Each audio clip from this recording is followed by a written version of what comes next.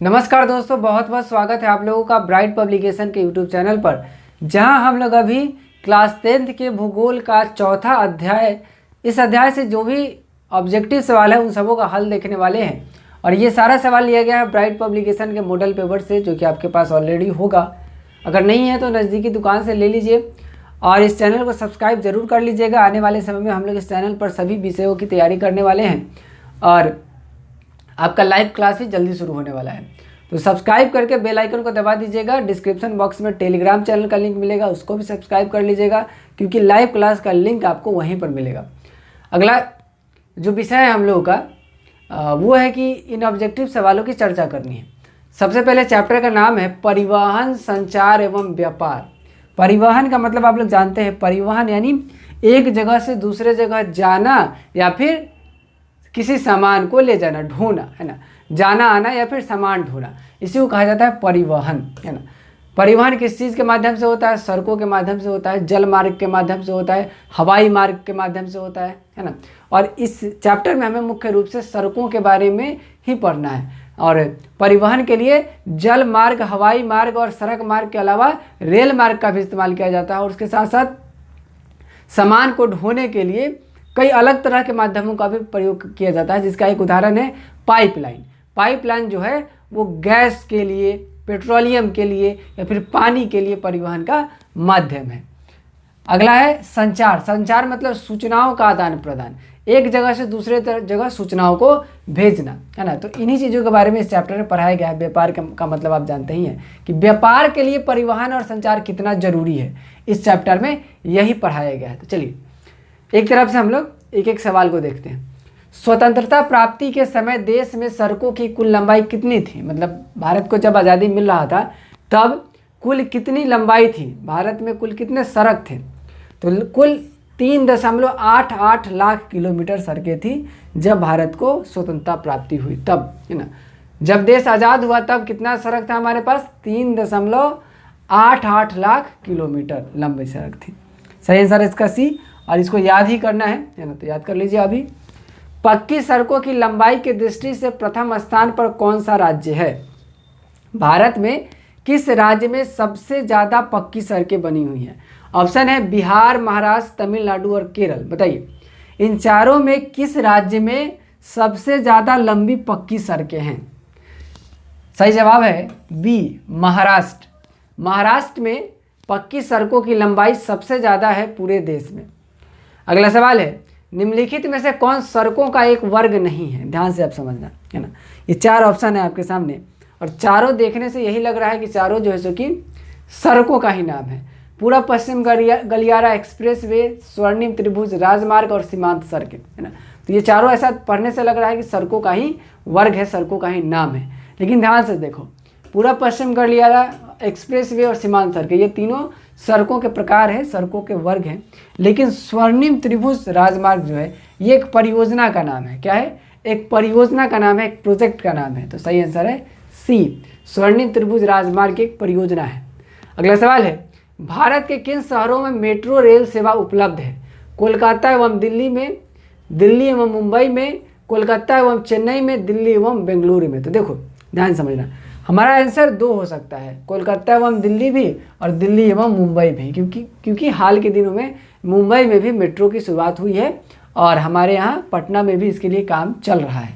लेकिन ये किताब पुरानी जानकारी के अनुसार है, तो इसका सही जवाब है ए, कोलकाता एवं दिल्ली में मेट्रो रेलवे सेवा उपलब्ध है। सही आंसर है। अगला सवाल है इंडियन एयरलाइंस का नाम बदल करके इंडियन किस साल रखा गया? बताइए इंडियन एयरलाइंस का नाम बदल करके इंडियन किस साल रखा गया था? 2005 में। कब रखा गया था? 2005 में, याद कर लीजिए। 2005 में इंडियन एयरलाइंस का नाम बदल करके सीधे इंडियन रखा गया था, है ना। इंडियन एयरलाइंस का नाम बदल करके इंडियन रखा गया था कब? 2005 में। सही आंसर है डी। अगला सवाल है भारतीय अंतर्देशीय जलमार्ग प्राधिकरण, है ना, यानी कि जलमार्ग का मतलब आप समझ रहे हैं, समुद्र से होकर के जाने वाला रास्ता या फिर नदी से होकर के जाने वाला रास्ता, है ना। तो जो जलमार्ग अंतर्देशीय हो, माने एक देश को दूसरे देश से जोड़ता हो, तो इसकी देखरेख के लिए एक प्राधिकरण का गठन किया गया था 1986 में। कब किया गया था? 1986 में, है ना। भारतीय अंतर्देशीय जलमार्ग प्राधिकरण, है ना, इसका गठन हुआ था 1986 में। सही आंसर है ए। अगला सवाल है, इन्नौर पतन किस राज्य में स्थित है? बताइए। इन्नौर जो है वो किस जगह पे है? तमिलनाडु में है। किस राज्य में है?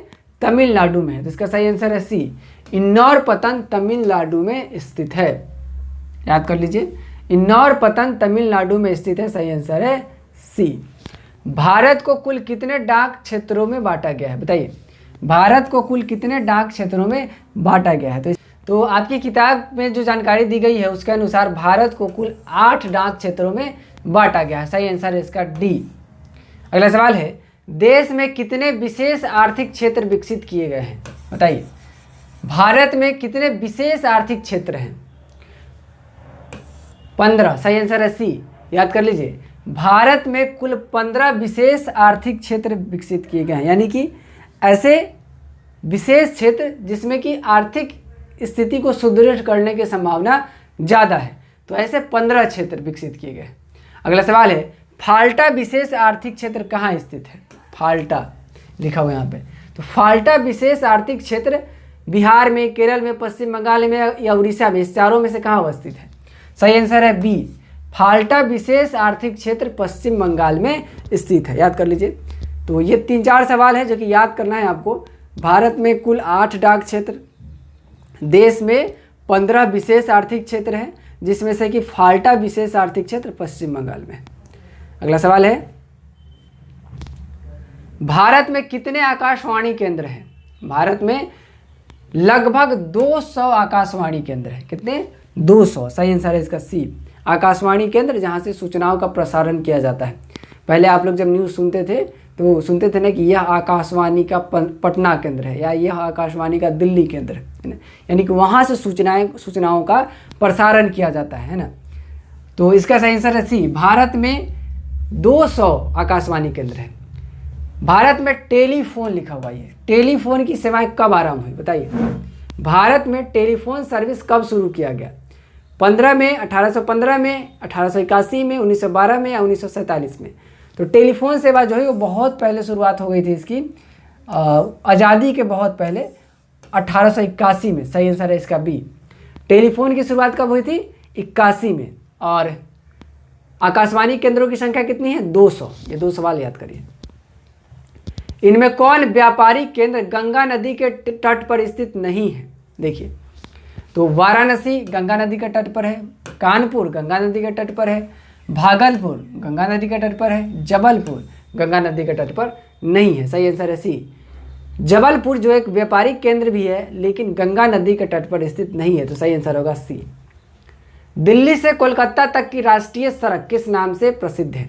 तो NH का मतलब होता है नेशनल हाईवे। क्या होता है? National highway. इसका मतलब है कि जो एक से ज़्यादा राज्यों को आपस में जोड़ता हो, है ना, राष्ट्रीय राजमार्ग जिसको कहते हैं हम लोग, है ना। तो दिल्ली और कोलकाता को जोड़ने वाली जो राष्ट्रीय सड़क है वो कौन सी सड़क है? उसका नाम क्या है? बताइए। उसको कहते हैं NH2। क्या कहते हैं? NH2, national highway 2। तो सही आंसर है बी, कोलकाता और दिल्ली को जोड़ने वाली राष्ट्रीय सड़क का नाम है NH2। अगला सवाल है, निम्नलिखित में कौन नई आर्थिक नीति का अंग नहीं है? नई आर्थिक नीति जिसके बारे में मैंने आपको अर्थशास्त्र में भी पढ़ाया था और इतिहास में भी पढ़ाया था, है ना। तो नई आर्थिक नीति जिसको लाया गया था आर्थिक स्थिति को सुदृढ़ करने के लिए, और वैश्वीकरण, निजीकरण, उदारीकरण, इस तीनों की परिभाषा आप जानते हैं, ये मैंने आपको पढ़ाया था अर्थशास्त्र में। तो वैश्वीकरण, निजीकरण और उदारीकरण ये तीनों किसका हिस्सा है? नई आर्थिक नीति का हिस्सा है ना। उदारीकरण जब व्यापार के रास्ते से लाल फीताशाही यानी सरकारी प्रक्रिया को कम किया जाए, वैश्वीकरण जब एक से ज़्यादा देश आपस में आकर व्यापार करें, और निजीकरण जो है सो कि जब संसाधनों पर निजी व्यक्ति या फिर निजी संस्थाओं का ज़्यादा अधिकार हो जाए। और ये जो आपका ए बच गया, यही हो गया आपका आंसर। राष्ट्रीयकरण जो है वो आर्थिक नीति का अंग नहीं है। ग्रांड ट्रंक रोड किसने बनवाया था? इसका नाम आप लोग बार बार सुनते होंगे, है ना, और ये इंपॉर्टेंट सवाल है, पूछना चाहिए। ग्रांड ट्रंक रोड जो है उसको बनवाया था शेरशाह सूरी ने। किसने बनवाया था? शेरशाह सूरी ने। सही आंसर है बी, ग्रांड ट्रंक रोड किसने बनवाया था? शेरशाह सूरी ने। याद कर लीजिए, ये अभी याद हो जाने वाला सवाल है। ग्रांड ट्रंक रोड बनवाया था शेरशाह सूरी ने, सही आंसर है इसका बी। अगला सवाल है, स्वर्णिम चतुर्भुज महामार्ग इनमें से किस शहर को नहीं जोड़ता है? स्वर्णिम चतुर्भुज महामार्ग है ना, यानी कि एक सड़क का नाम है, इसमें से कौन सा शहर है जिसको ये नहीं जोड़ता है, जिससे होकर ये सड़क नहीं गुजरती है? गुवाहाटी। कौन? गुवाहाटी शहर को ये स्वर्णिम चतुर्भुज मार्ग नहीं जोड़ता है। दिल्ली, चेन्नई, कोलकाता से होकर के ये सड़क गुजरती है ना। तो स्वर्णिम चतुर्भुज महामार्ग जो है वो दिल्ली, चेन्नई, कोलकाता को जोड़ता है, गुवाहाटी को नहीं जोड़ता है। सही आंसर है हमारा बी। पूर्व मध्य रेलवे है ना, पूर्व मध्य रेलवे का मुख्यालय किस शहर में स्थित है? बताइए। ये हमारे आसपास ही है, पटना के आसपास में ही है। पूर्व मध्य रेलवे का मुख्यालय यानी कि मेन ऑफिस जो है वो हाजीपुर में है। कहाँ पे? हाजीपुर में। पूर्व मध्य रेलवे का कार्यालय या फिर मुख्यालय कहाँ है? हाजीपुर में है। सही आंसर है बी, याद कीजिए। पूर्व मध्य रेलवे का मुख्यालय हाजीपुर में। अगला सवाल है, देश में वायु परिवहन का राष्ट्रीयकरण किस वर्ष किया गया था?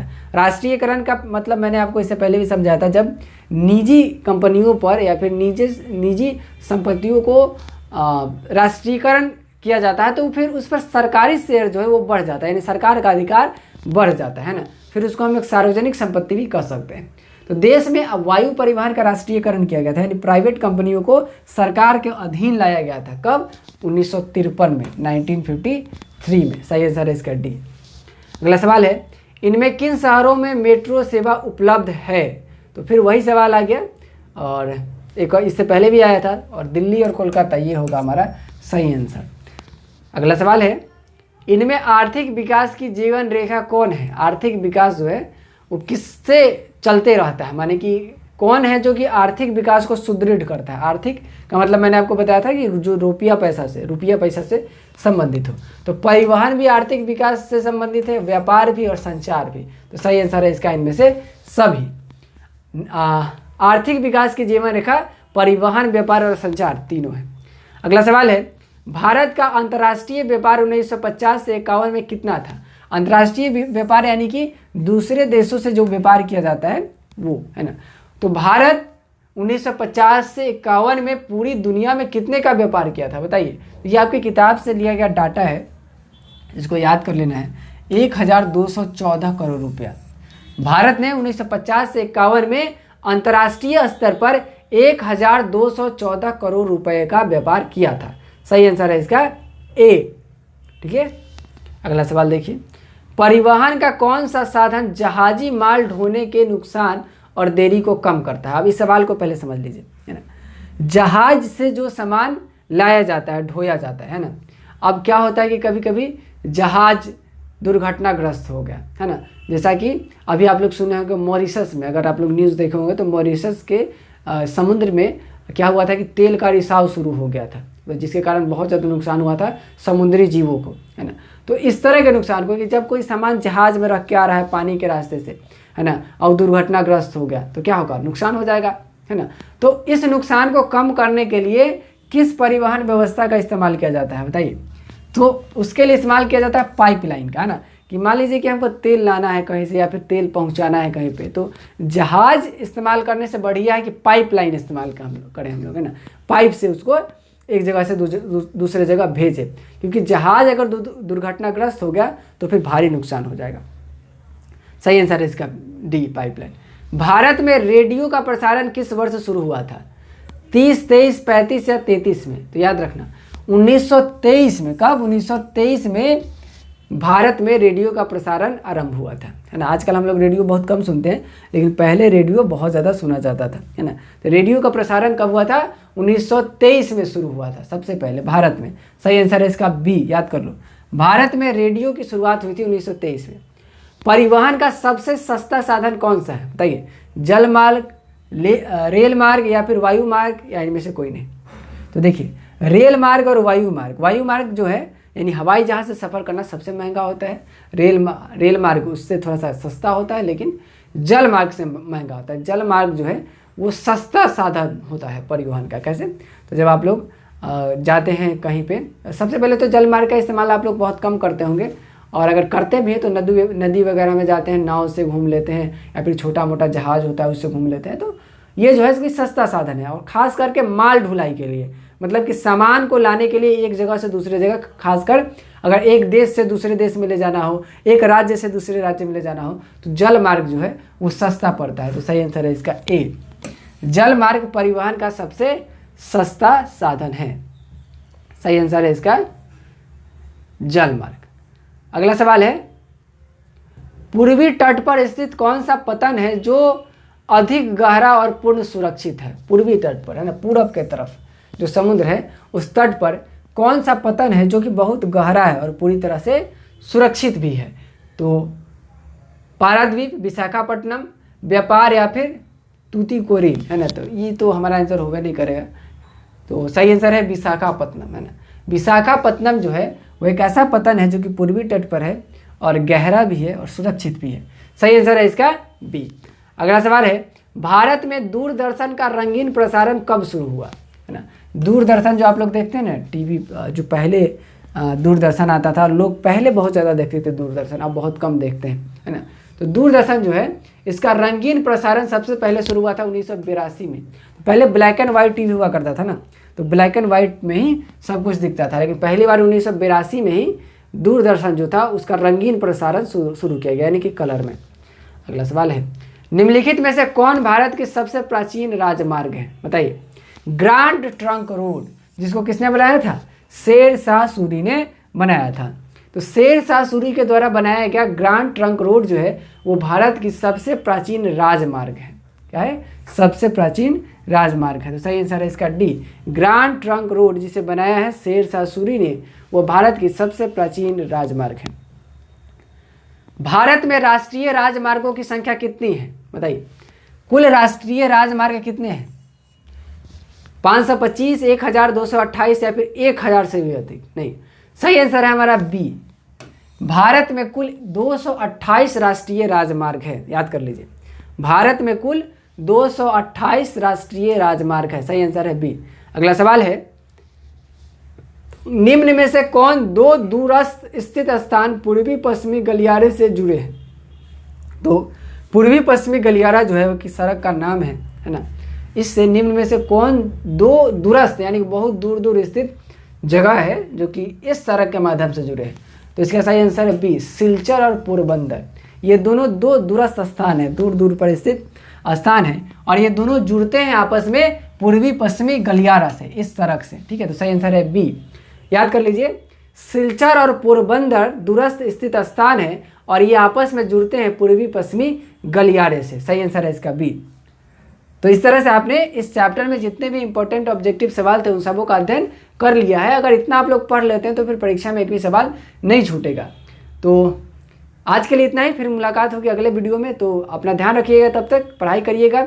चैनल को सब्सक्राइब कर ही लिए होंगे, अगर नहीं किए तो अभी कर लीजिए। वीडियो को लाइक कीजिएगा, अपने दोस्तों के साथ शेयर जरूर कीजिएगा। बहुत बहुत धन्यवाद।